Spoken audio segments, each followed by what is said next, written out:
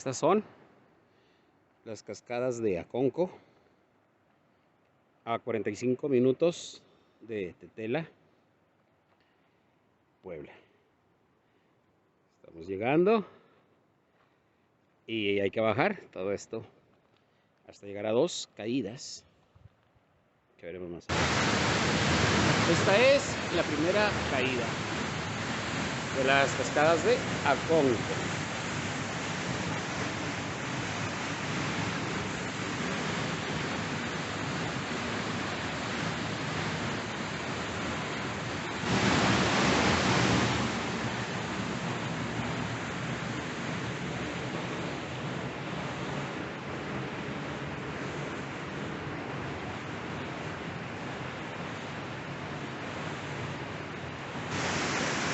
Y esta es la segunda cascada de las 2 que hay en Aconco, en Tetela del Ocampo, Puebla.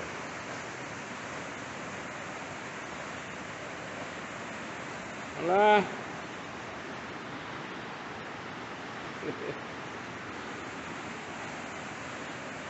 Entonces acá sigue.